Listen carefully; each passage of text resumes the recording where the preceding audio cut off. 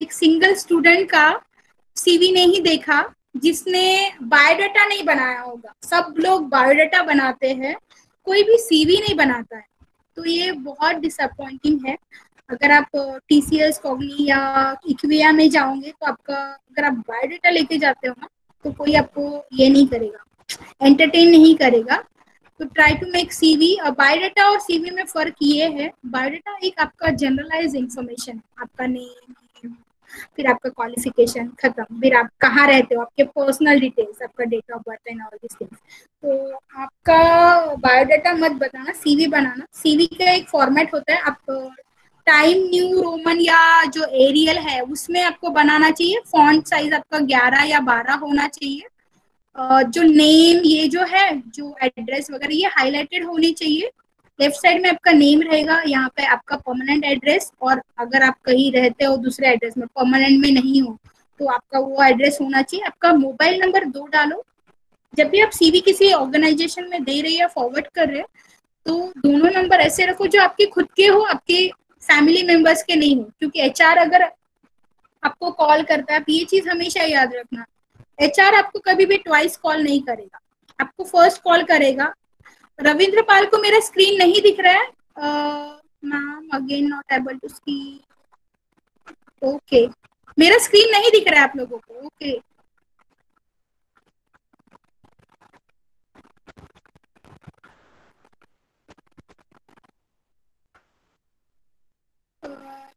Just one sec. अभी आपको मेरा शायद स्क्रीन दिखेगा, जस्ट लोड हो रहा है।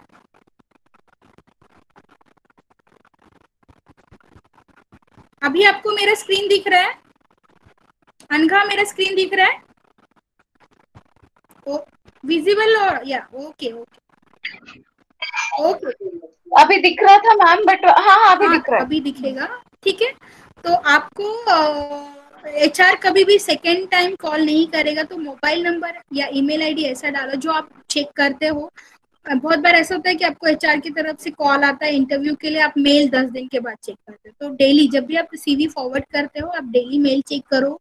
आपका मोबाइल नंबर, आप मतलब आपका मोबाइल आपके पास रखो, सो दैट आप कभी भी वो कॉल करते हैं, first they will ask are you come, मतलब वो लोग डायरेक्टली इंटरव्यू से रिलेटेड क्वेश्चंस वगैरह पूछना शुरू करते हैं, या पूछते हैं is it right time to call you. तो कभी भी आपको नो ये आंसर नहीं करना है, आपको बोलना है हाँ यस, वॉट एवर में बी द, मतलब आप कोई भी सिचुएशन में रहोगे, आपको उनको यस बोलना है। आपको उनका कॉल अच्छे से अटेंड करना है। आप जब थोड़ा भी उनको लगता है कि आप निग्लेक्टेड ये हो रहे हो, तो वो लोग ना आपको ये नहीं करते, एंटरटेन नहीं करेंगे आपको, मतलब फिजिकल के लिए नहीं बुलाएंगे। उसके बाद आपका ऑब्जेक्टिव होना चाहिए, आप कौन से डोमेन के लिए जा रही है। ये जो सीवी है क्लिनिकल रिसर्च इंडस्ट्री वालों के लिए है, तो मैं उस तरह से बता रही हूँ। ऑब्जेक्टिव आपका, जैसे आप सीटीएम में क्लिनिकल रिसर्च कोऑर्डिनेटर के लिए अप्लाई कर रहे हो, या सीटीए के लिए कर रहे हो, सीआरए के, तो उस टाइप से आपके स्किल्स के साथ अपने ऑब्जेक्टिव बनाना चाहिए, ना कि सीकिंग फॉर पोजीशन, ये इस तरह से नहीं, थोड़ा सा एंथुजियास्टिक लगना चाहिए। क्वालिफिकेशन टेबल फॉर्मेट में सबसे नीचे में आएगा, 10th 12th ऐसे, जो सबसे पहले के, जो अभी जो करंटली कर रहे हो सबसे ऊपर में होना चाहिए। देन उस प्रोफेशन से रिलेटेड जो स्किल्स है वो आपको डालें, जो आप में है, जो है वही डालो। एक्स्ट्रा करिकुलम एक्टिविटीज जो आपने मतलब लाइक जैसे आपको कुछ आपने किया है, कोई प्रोजेक्ट वर्क किया है ड्यूरिंग द कॉलेज, या आपको कुछ लाइक आप कोई गेम में पार्टिसिपेट कर, मतलब कोई गेम में आप लीड करते हो या नेशनल वगैरह खेले हो, आपको कुछ अवार्ड्स मिले हैं, तो उसके बारे में डालना। आप कुछ पेपर प्रेजेंटेशन वगैरह किया, वो सब चीजें डाल सकते हो। आपके स्ट्रेंथ और हॉबीज जो रिलेटेड है आपके प्रोफेशन के।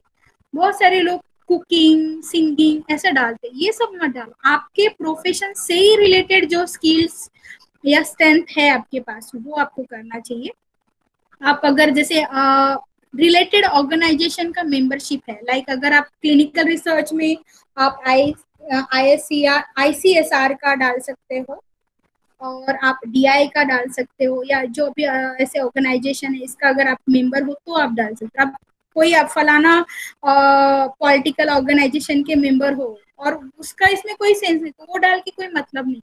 कंप्यूटर लिटरेसी, आपने कोई कोर्स किया, आपको लैंग्वेज आता है, या आप इंटरनेट फ्रेंडली हो, आपको एक्सेल वगैरह वो सब, ये सब डालना चाहिए। देन आपके पर्सनल डिटेल्स डालने हैं। पर्सनल डिटेल्स में आपका नाम, आपके फादर का नाम, आपके मदर का नाम, आप मैरिड हो या सिंगल हो, डेट ऑफ बर्थ, और नीचे में आपका नेम, प्लेस, और क्या आएगा, डेट आएगा। एंड लास्ट लाइन ये रहेंगी, references will provide you on request. ऐसा नहीं कि आप रेफरेंसेस डाल के लेके जा रहे हो, उनको किस तरह से रेफरेंसेस चाहिए तो वो आपको पूछेंगे, तभी आपको रेफरेंसेस, उनको एक फॉर्म रहता है ऑर्गेनाइजेशन का, जब आप भरते हो ना, वहाँ उन्होंने क्लियरली मेंशन किया रहता है, तो वहाँ आप डालोगे। तो सीवी में, और सीवी हमेशा आपका 2 पेजेस का ही होना चाहिए। आपको 4-5 पेजेस का सीवी पढ़ने के लिए बिल्कुल साफ सुथरा सीवी होना चाहिए। जो फॉन्ट साइज है, जो अलाइनमेंट है, वो सारी प्रॉपर होनी चाहिए।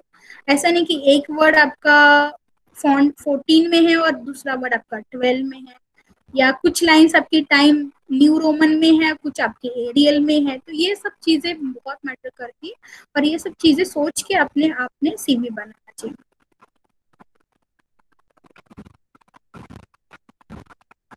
ये मैंने बहुत जनरलाइज बताया। हम लोग इंस्टीट्यूट में 1-on-1 सीवी बनाते हैं।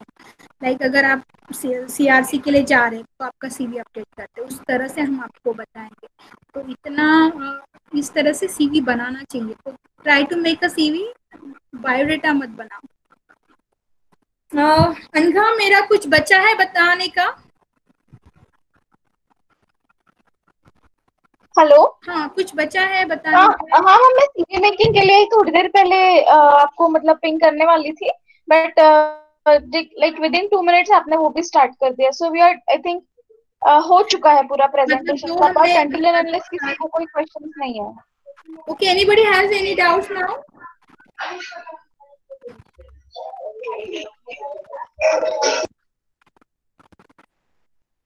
हमने जो व्हाट्सएप ग्रुप बनाया है, आप कभी भी उस पे या पर्सनल जो हमारे नंबर्स है उसमें भी आप अपने ये कर सकते हैं, क्वेश्चंस डाल सकते हैं। अगर आपको कोई कोर्स के बारे में इंफॉर्मेशन चाहिए तो आप उसके बारे में भी पूछ सकते हैं।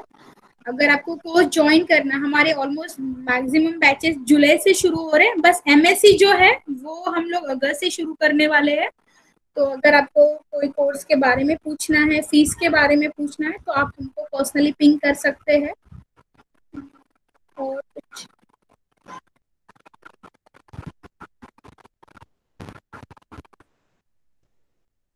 What to carry with us while going for interview? Rucha, आपको आपके सारे ओरिजिनल डॉक्यूमेंट्स और आपका सेट ऑफ ओरिजिनल डॉक्यूमेंट्स का जेरोक्स कॉपी के सेट, एटलीस्ट 2 सेट्स तो आपको कैरी करने चाहिए। आपका आईडी, मतलब पासपोर्ट साइज फोटोग्राफ आपने कैरी करना चाहिए। आपके जो आईडी कार्ड, जैसे आपका आधार कार्ड, आपका पैन कार्ड अगर होगा, आपका वोटिंग कार्ड, ये आपने कैरी करना चाहिए। आपके सारे डॉक्यूमेंट्स में आप 10th से लेके आपने जो भी पोस्ट ग्रेजुएशन किया है वहां तक के आपके सारे सर्टिफिकेट्स ओरिजिनल्स, प्लस आपके ये मतलब पासिंग सर्टिफिकेट्स की बात कर रही हूँ, ये आपके पास होने चाहिए, प्लस जेरोक्स होने चाहिए। आपका सीवी होना चाहिए, सीवी के 2-3 कॉपीज होनी चाहिए। सीवी में आपका नीचे में साइन होना चाहिए। डॉक्यूमेंट्स मतलब वही आपका 10th 12th first year, second year, third year के मार्कशीट्स। आपका मतलब अगर आपने इन्फॉर्म किया है तो आपका फर्स्ट ईयर, सेकेंड ईयर, जो भी सेमेस्टर पैटर्न के आपके जैसे भी मार्कशीट होते हैं, डिपेंड्स ऑन आपका यूनिवर्सिटी को, वो आपको कैरी करना है। आपका Aadhaar card, PAN card, voting card, आपका सीवी। अगर आपने एक्स्ट्रा करिकुलर एक्टिविटीज में आपको कुछ अवार्ड्स मिले हैं तो उसके एक्नॉलेजमेंट, जो भी सर्टिफिकेट्स होंगे वो आप लेके जा सकते हो, जो कि क्लिनिकल रिसर्च इंडस्ट्री के लिए रिलेटेड है। लाइक आपने प्रोफेशनल डिप्लोमा किया है क्लिनिकल रिसर्च में, तो वो आपका उसका सर्टिफिकेट, उसका मार्कशीट आपको कैरी करना चाहिए। आपको कुछ नेशनल लेवल या कहीं आपका पेपर प्रेजेंटेशन वगैरह आपने किया है, या आपने बी फार्म या एम फार्म में कोई अपने थेसिस वगैरह लिखा है, उसका रिलेटेड जो भी वर्क है, या उसके रिलेटेड कुछ डॉक्यूमेंट्स, या उससे रिलेटेड आपको कुछ एक्नॉलेजमेंट या अवार्ड्स या कॉलेज के तरफ से कुछ मिला है वो आपको कैरी करना चाहिए, उसका ओरिजिनल्स और जेरोक्स दोनों कैरी करना चाहिए। अगर आप इंटरव्यू के लिए जा रहे हो तो आप फॉर्मल में ना सिंपल, अगर आप गर्ल हो तो बता रही हूँ, गर्ल है तो आपको फॉर्मल कुर्ती कॉटन की और आप लेगिंग्स पहन सकते हो।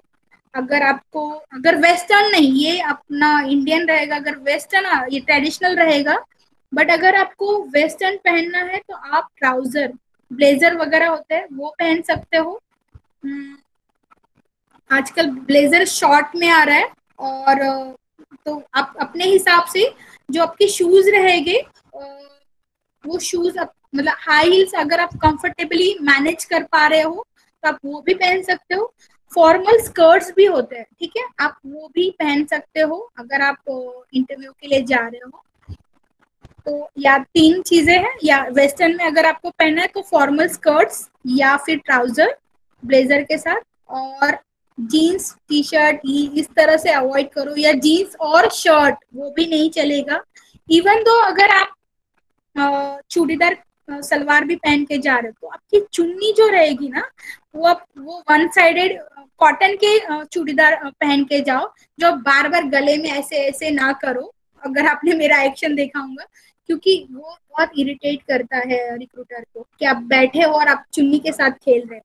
आपको चुन्नी आपकी प्रॉपर तरीके से लेनी है, और मतलब वो वन साइडेड रहे तो ज्यादा अच्छा है, या आप उसको पिनअप वगैरह करो।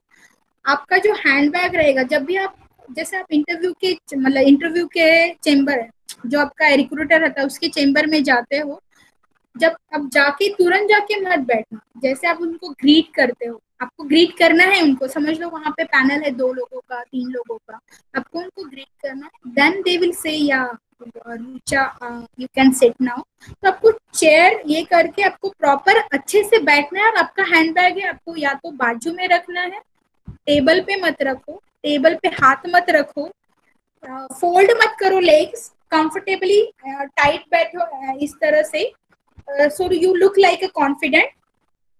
आपकी बैग आप नीचे रख सकते हो बाजू में, आपका फोन वाइब्रेटर भी मत रखो, साइलेंट मोड पे रखो, या बैग बाहर ही देते हो, वो पॉसिबल नहीं है अगर उसमें पैसे वगैरह है, आपको लगता है कि नहीं, तो आपको दरवाजे में ही जो टेबल वगैरह है वहां पे रखना है आपका बैग, या आप जहाँ बैठे हो वहां पे आपको नीचे बैग रखना है, या बाजू में अगर चेयर है वहां रखनी है। टेबल पे कुछ मत करो, टेबल पे हाथ भी मत रखो, या आपको, इवन हम लोग एंजाइटी में होते तो हम ऐसे ऐसे हिलते हैं इंटरव्यू देते हो, तो आपको ये सब नहीं करना, आपको स्टेडी रहना है, आई कांटेक्ट बनाना है। जिस जो भी आपको क्वेश्चन करेंगे, जैसे 3 लोग क्वेश्चन करे, ऐसा नहीं कि एक लड़की है बीच में, मतलब 1 फीमेल है 2 मेल है, तो क्वेश्चन कोई भी कर रहा है बस वो फीमेल को देख नहीं, आप जिसने भी आपको क्वेश्चन किया है आप उनको देख के रिप्लाई करोगे। You will never look down while your आपका इंटरव्यू चल रहा है, तब आप कभी नीचे नहीं देखोगे। I think you got my point Rucha.